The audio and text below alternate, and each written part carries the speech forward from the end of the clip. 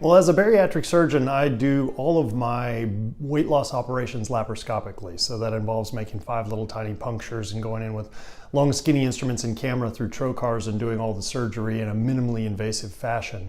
When we got the new Da Vinci robot, it allowed me to use that to do it laparoscopically, which means that I can sew inside patients, I can staple inside patients. The newest of the Da Vinci robots, the Xi, allows you to do all of the things laparoscopically that we could do before, but use them now robotically. So it's very beneficial for patients, a lot less postoperative pain, a lot quicker recovery. It allows a lot more fine motor coordination for doing these operations.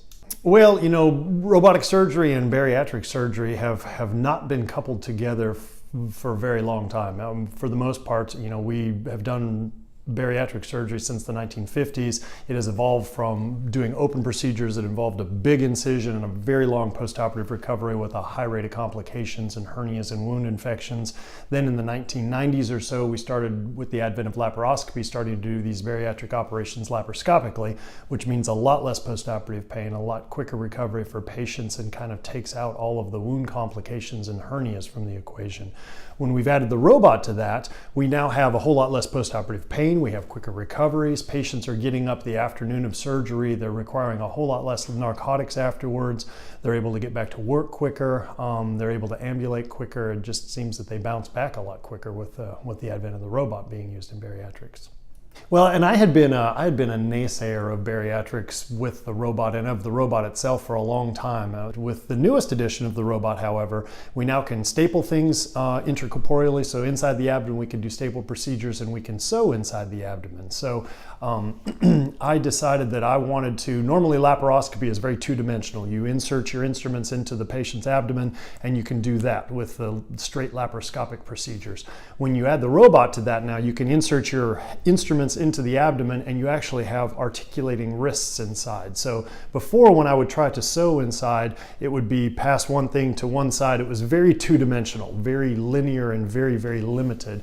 Now with the robot, I can actually sew up on the underside of the abdominal wall. I can get around behind things and sew anastomoses, you know, on the posterior side of things. I'm able to see things in 3 dimensions and visualize the tissues much better.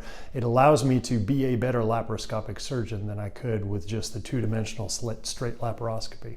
You know, bariatric surgery in particular had a lot of bad history 15, 20, and longer years ago because of the big laparotomy incisions we used. So almost all of those people, because of their decreased ability to fight infection, they had wound infections. A huge percent of people that are overweight that have a laparotomy develop an incisional hernia, which then requires another operation.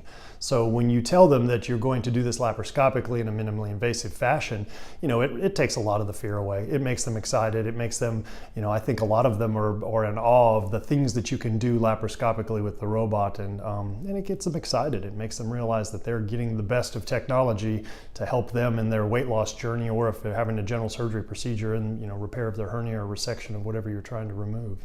I actually show them videos of the operation, so they'll get to see what the robot looks like. I show them pictures of it. I talk to them especially with my bariatric operations and the preoperative counseling.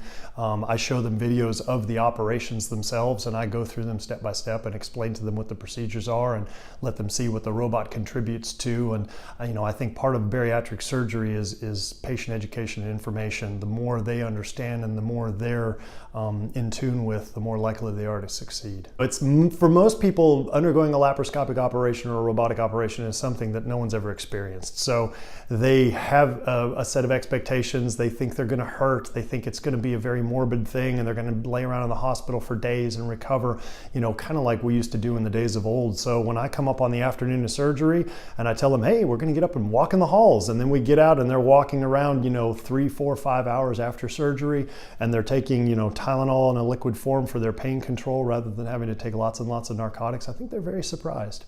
And it definitely takes a lot of convincing, because I think that, you know, people are stuck in the dogma of, you know, surgery is a very debilitating process and it's going to require, you know, 3 months of recovery. I mean, I tell my bariatric patients that they should be able to go back to work in 10 days to 2 weeks, and they can resume their normal activities by 2 to 4 weeks and kind of get back to working out and, you know, getting back on the road to being healthy.